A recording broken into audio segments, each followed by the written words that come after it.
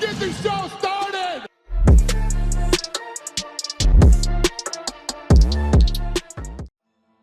In today's video, Francis Ngannou's back training after knee surgery, Michael Bisping reacts to Nate Diaz vs Khamzat Chimaev, Jack Hermansson questions Darren Till's injury, Sean Strickland predicts Israel Adesanya vs Alex Pereira, Tom Aspinall on Curtis Blaydes matchup, and Daniel Cormier on $1 Million gift from Dana White.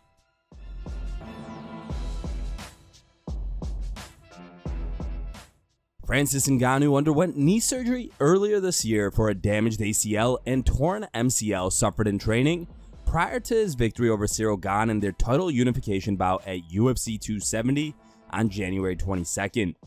Now, Ngannou is back training as he posted this video to his social media.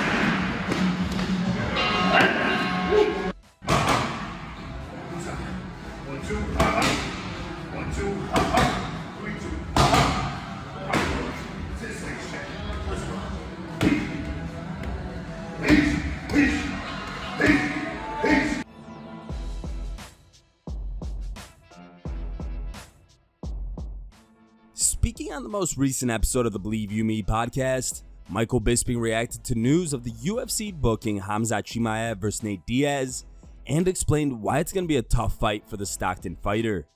Here's the clip. Yeah, I mean, listen, I'm excited for it. Pay-per-view main event, so it's a massive spotlight for both of them.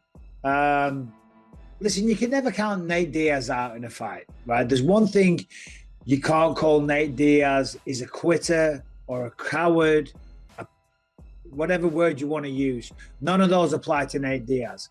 That's me starting off with the good stuff about Nate Diaz. I doubt he's going to win this fight. I struggle to find a reasonable way to argue he can win this fight. Khamzat's the bigger guy. He's the stronger guy. He hits harder. He's on a roll. He's undefeated. But he is only human, let's be honest. Diaz gets paid a tremendous amount of money. When you got a large paycheck, they want to get bang for the buck, so to speak. So it makes sense. And it's probably, you know, it's going to be a tough night.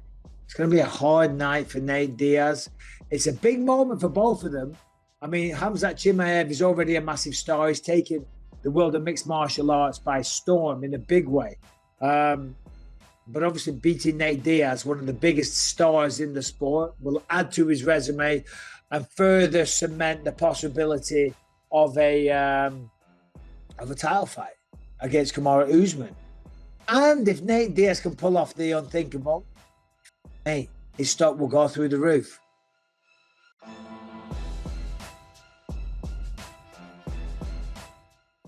This is the second time Darren Till has had to pull out of a fight against Jack Hermansson due to injury. Instead, Hermansson will meet Chris Curtis in Saturday's co-main event, which takes place at the O2 in London. Speaking on a pre-fight press conference, the Joker said he had a feeling that Till wouldn't make it to the fight, which is why he isn't too fazed about the change in opponent. I kind of anticipated it through the whole camp. I don't know why, I just had a bad feeling about it. Maybe because the first time I wanted to fight him, he declined the fight. Second time, he pulled from the fight. And third time, he didn't even announce the fight himself. Couldn't see any sign of him fighting, and it just gave me a bad feeling about it. I kind of had it with me through the whole camp, and to be honest, I wasn't surprised.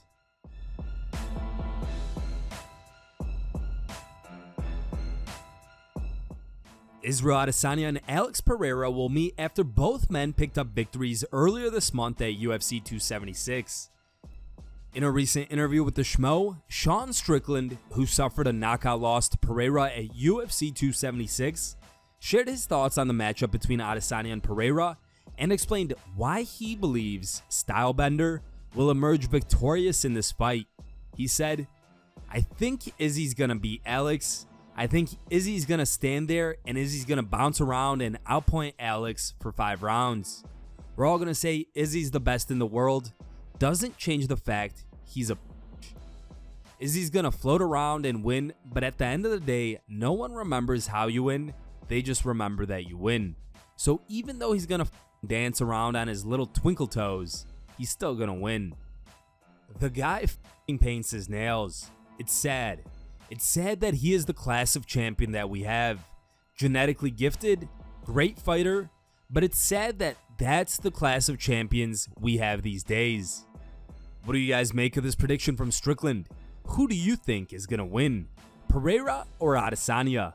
Let us know in the comments below.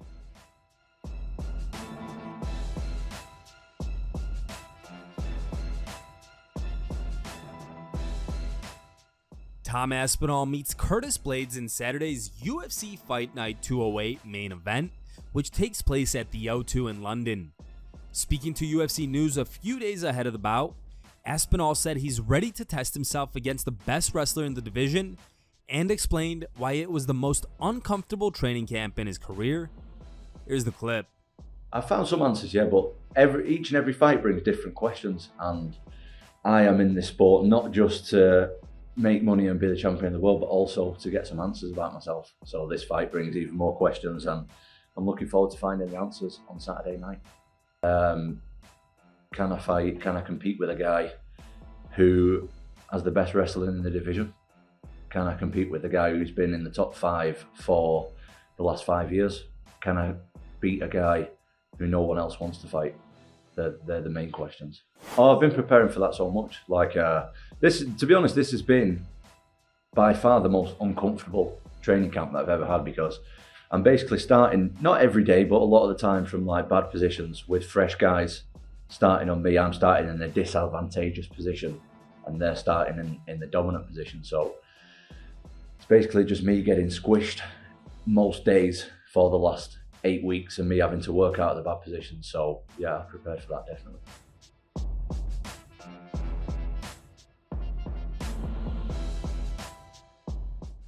Daniel Cormier and Jon Jones collided for the first time at UFC 182 in January of 2015 and saw Bones earn a unanimous decision victory. That setback marked the first of DC's storied MMA career, as he had previously won his first 15 fights, including a 4-0 start in the UFC. While discussing the topic of fighter pay on the Pivot podcast, DC revealed that he was only guaranteed to make $80,000 for his first career UFC title fight. He said, "Back in 2015, I fought Jon Jones for the first time. We had this great build, and I was making $80,000 to show up and $80,000 to win. I lost, so I left that arena thinking, all that, and I made $80,000. And I made like $80,000 in sponsorship back when we would wear those patches on our shorts. So I was like, man, for all that, I'm gonna make $150,000? It's crazy." According to DC, Dana White called him 2 days later and sent him a check for $1 million for doing a great job.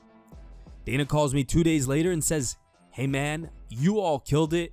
Numbers are out of this world." He goes, "We're gonna send you $1 million. This is 2015. Dude sent me $1 million check next day just because he said I did a great job. Here are the top 3 memes you guys posted on MMA-memes.com. In third place is a meme posted by user Islamabad. Second place goes to MMA Fuhrer.